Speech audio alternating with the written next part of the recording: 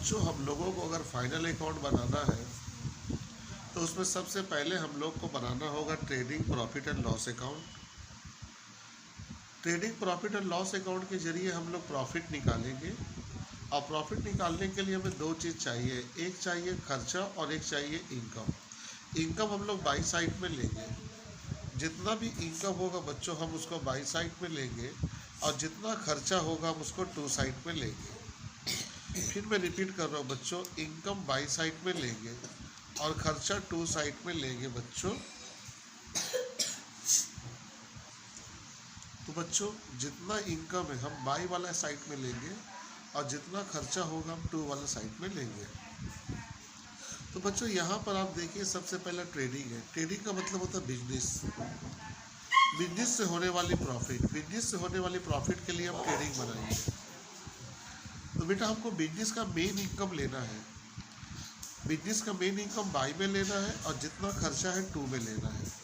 आप जानते हो बेटा जो भी बिजनेस हो, चाहे बिजनेस छोटा हो या बड़ा हो, किसी भी तरह का बिजनेस हो, उन सब के पास पैसा आता है कब, जब वो सामान बेचते हैं तब। इसीलिए हम लोग बाई साइड में लेंगे सेल। ट्रेडिंग अकाउंट के बाई साइड में हम लोग सेल लेंगे क्योंकि ये सेल बिजनेस का मेन इनकम है। तो बिजनेस का एक ही इनकम होता है बच्चों, सेल। सेल बाई साइड में ले लोगे। इसके बाद आते हैं टू साइड। बच्चों ये जो टू साइड आप देख रहे हो, ये टू साइड ये खर्चा का है, घर। यहाँ सबसे पहले हम वो खर्चा लेंगे जो बहुत ज़रूरी है बिजनेस के लिए, और वो है ओपनिंग स्टॉक। बच्चों स्टॉक क्या है बच्चों, जब हम सामान खरीद के लाते हैं और उसे बेचते हैं और बेचने के बाद जब वो सामान बच जाती है तो उसे हम कहते हैं ओपनिंग स्टॉक। क्योंकि कल दुकान जब खोलेंगे तो पहले वही वाला हम बेचेंगे। तो सबसे पहला होगा ओपनिंग स्टॉक। जब ये माल बिक्री हो जाएगा तो फिर हम माल खरीदेंगे, तो हम लोग लेंगे परचेज। जब बच्चों हम सामान खरीदेंगे तो वो उसका भाड़ा देना पड़ेगा, तो उसको कहेंगे कैरिज इनवर्ड। अच्छा बच्चों दुकान को चलाता कौन है, लेबर। तो लेबर वो कहाँ देंगे, वेजेस। तो बच्चों इस सब का काम करने के बाद हमको मिलेगा ग्रॉस प्रॉफिट। तो बच्चों इसको नोट कर लेना और ध्यान से सुन लो। हमारा जो इनकम है ये साइड में लो। बिजनेस का मेन इनकम है सेल, क्योंकि उसके पास पैसा आता है सेल के जरिए ही, तो सेल यहाँ ले लो। और बच्चों खर्चा में सबसे पहले ओपनिंग स्टॉक लो। जब ये माल बिक्री हो जाए तो परचेज करो, और जब परचेज करोगे तो भाड़ा देना पड़ेगा कैरिज इनवर्ड, और साथ में आपको देना पड़ेगा मजदूर को पैसा, वेजेज। अब आते हैं बच्चों हम लोग प्रॉफिट एंड लॉस अकाउंट। बच्चों ये प्रॉफिट एंड लॉस अकाउंट है। यहाँ भी जितना इनकम होगा बाई में लो और जितना खर्चा होगा टू में लो। तो बच्चों ये ऊपरी इनकम है। डिस्काउंट रिसीव ये बिजनेसमैन को इनकम हुआ। Interest receive, commission receive, rent receive, any other receive, ये तमाम जो इनकम है ये बिजनेस नहीं दे रहा, हमको अलग से मिल रहा। तो जितना अलग से कमाओगे ये सब लोगे बाई साइड में, सब बाई साइड में लोगे बच्चों। तो बच्चों डिस्काउंट रिसीव बाई में लो, इंटरेस्ट रिसीव बाई में लो, कमीशन रिसीव बाई में लो, रेंट रिसीव बाई में लो, एनी अदर रिसीव बाई में लो। क्यों बच्चों, क्योंकि यहाँ पर सब के जरिए हमको इनकम हो रहा है। ये सब के जरिए हमको क्या हो रहा है, इनकम। अब बच्चों आते हैं खर्चा की तरफ, और आपको मालूम है खर्चा टू में लेंगे। तो सैलरी हमारा खर्चा हुआ, रेंट हमारा खर्चा हुआ, रिपेयर हमारा खर्चा हुआ, एडवर्टीजमेंट खर्चा हुआ, स्टेशनरी मतलब पेन पेपर खर्चा हुआ, बैड नेम पैसा डूब गया खर्चा हुआ, सन्ड्री एक्सपेंसेस छोटा मोटा खर्चा, कोई भी तरह का लॉस ले लो, कोई भी खर्चा ले लो, और तब जाके आपको मिलेगा नेट प्रॉफिट। तो बच्चों जितना इनकम होगा इसको बाई में ले लो, और जितना खर्चा होगा बच्चों इसको टू में ले लो। अब बच्चों कुछ इम्पॉर्टेंट चीज़ में आते हैं, और वो इम्पॉर्टेंट चीज़ है हमारा जाकर कैरिज। बच्चों कैरिज दो है, एक का नाम है कैरिज ऑन परचेज, एक का नाम है carriage on sale. Carriage on purchase को कहते हैं carriage inward, carriage on sale को कहते हैं कैरिज आउटवर्ड। बच्चों ये जो कैरिज ऑन परचेज है ये ट्रेडिंग अकाउंट में आएगा, क्योंकि हम सामान खरीदे तो हमको भाड़ा देना पड़ेगा।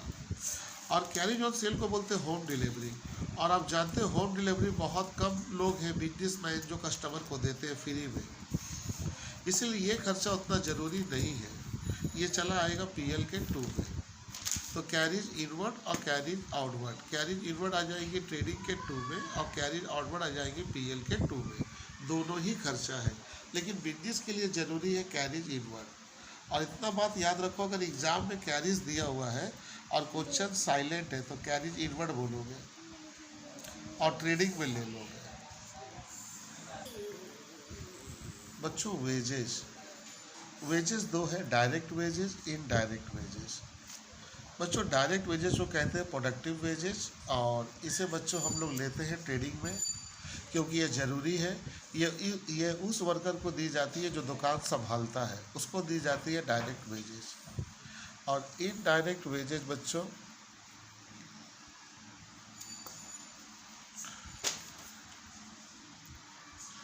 इनडायरेक्ट वेजेस बच्चों उस वर्कर को दी जाती है जिसका दुकान में रहना या ना रहने से कोई फ़र्क नहीं पड़ता, उसे नॉन प्रोडक्टिव वेजेस कहते हैं। इसे हम लेंगे पीएल के 2 में।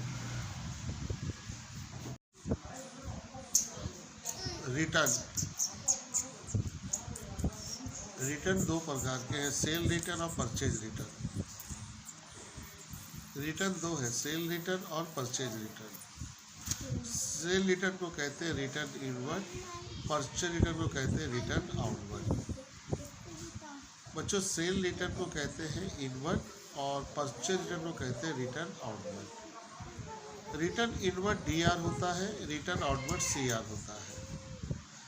और याद रखना बच्चों, अगर एग्ज़ाम में रिटर्न है और आप पहचान नहीं पा रहे वो कौन रिटर्न है, तो पहचानोगे डीआर नहीं तो सीआर से। अगर डीआर में है तो हमेशा कहो सेल रिटर्न, और अगर सीआर में है तो हमेशा कहो परचेज रिटर्न।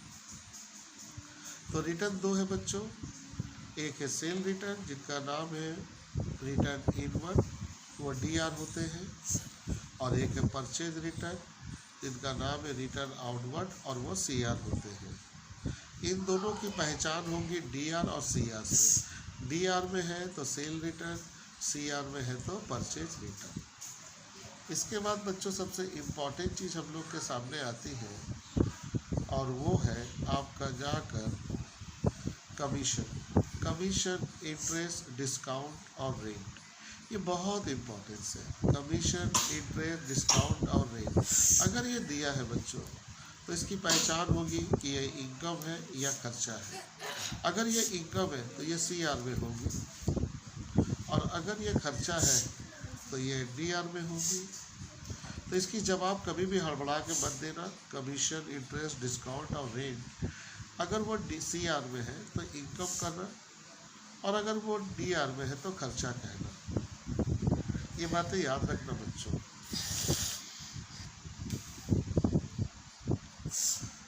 बेटा लायबिलिटीज और एसेट, एसेट और लायबिलिटीज ये बैलेंस शीट है, ये लास्ट पार्ट है। एसेट किसको बोलोगे बेटा? फिक्स एसेट, यहाँ से लेकर यहाँ तक ये जो एसेट है इसको आप कहोगे फिक्स एसेट।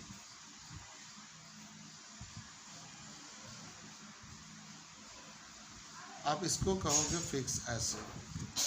फिक्स एसेट का मतलब है जिसमें हम खर्चा करेंगे एक बार। जब हम खर्चा वन टाइम करेंगे तो उसको बोलोगे फिक्स एसेट। खर्चा सिर्फ एक ही बार करोगे। तो एक बिजनेसमैन को सबसे पहले क्या चाहिए? एक बिजनेसमैन चाहता है कि दुकान उसका अपना हो, तो पहले वो ज़मीन खरीदेगा, तो लैंड हो गया फिक्स एसेट। अब ये बताओ, ज़मीन वो बार बार खरीदेगा कि एक बार खरीदेगा?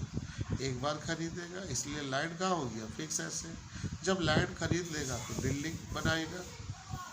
अब बिल्डिंग बार बार नहीं, एक बार बनेगा, इसीलिए फिक्स एसेट। जब बिल्डिंग बन जाएगा तो दुकान को सजाया जाएगा, उसमें चेयर, टेबल, अलमीरा बनाया जाएगा, उसको कहते हैं फर्नीचर। ये भी एक बार होगा। जब ये सब आ जाएगा तो फिर दुकान में एसी लगेगा, पंखा, लैपटॉप, मोबाइल सब लाया जाएगा, वो भी सब एक बार आएगा। उस सब अकाउंट को बोलेंगे मशीनरी। उसके बाद होता है इन्वेस्टमेंट। इन्वेस्टमेंट किसको बोलते हैं बेटा? जहां हम पैसा जमा कर देते हैं, फिक्स डिपॉजिट, या किसी कंपनी का शेयर खरीद लेते हैं, तो इसको कहते हैं इन्वेस्टमेंट। ये भी हमारी फिक्स एसेट है। इसके बाद है गुडविल। गुडविल का होती है हम लोग का दुकान का नाम, इसको बोलते हैं लाइसेंस। अगर हम लाइसेंस लेंगे तो वो लाइसेंस एक ही बार मिलेगा, तो दुकान का नाम बार बार नहीं एक ही बार रखा जाएगा, इसलिए गुडविल। तो यहाँ से लेकर लैंड से लेकर बेटा गुडविल तक हम लोग का एसेट फिक्स एसेट है, इसमें सब खर्चा एक बार होगा।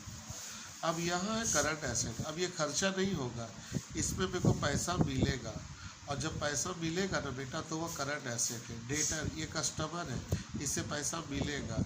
बिल रिसीवेबल, रिसीवेबल मतलब मिला नहीं है, मिलेगा, इसीलिए ये भी एसेट। मेरा पैसा बैंक में है तो मुझको मिलेगा बैंक से। कैश इन हैंड, मेरा पैसा बिजनेस में है तो मेरे को मिलेगा, और जब पैसा मिलेगा तो उसको बोलोगे करंट एसेट। तो बच्चों फिक्स एसेट ऊपर लिखोगे और करंट एसेट नीचे लिखोगे। अब आते हैं बच्चों लायबिलिटीज़। लायबिलिटीज़ में सबसे पहले कैपिटल लेंगे बच्चों, और कैपिटल के बाद ड्राइंग लेस करेंगे और प्रॉफिट ऐड करेंगे। बेटा कैपिटल हमारी लायबिलिटीज़ होती है। हर बिजनेसमैन कैपिटल बचाना चाहता है, बचाने के लिए उसको पैसा रखना पड़ेगा, उसको बोलेंगे रिजर्व। रिजर्व का मतलब होता है प्रॉफिट से पैसा बचा बचा के अपने पास रख रहे हैं, तो कैपिटल बचाने के लिए रिजर्व होगा। इसके बाद होगा बेटा हम लोग को कर्जा। हम जितना भी कर्जा लेंगे आपको चुकाना पड़ेगा। सबसे पहला लोन, अगर बिजनेस मेरा नहीं चल रहा, पैसा की कमी है तो लोन लेंगे। फिर उसके बाद क्रेडिटर। क्रेडिटर महाजन होता है जिससे हम सामान उधार में लेते हैं। अगर हम सामान उधार में लिए हैं बच्चों तो हमको पैसा देना पड़ेगा। इसके बाद है बिल्स पेबल। बेटा यह पता चल रहा अब इसका पेमेंट किए नहीं है, करना पड़ेगा। आउटस्टैंडिंग एक्सपेंसेस, खर्चा बाकी और दिए नहीं है, तो ये तमाम लायबिलिटीज़ है। जहाँ आपको पैसा का पेमेंट करना होगा वो लायबिलिटीज़ है, और जहाँ पैसा मिलेगा वो एसेट है। तो बच्चों इसको सबको अच्छे से नोट कर लेना भाई बच्चों।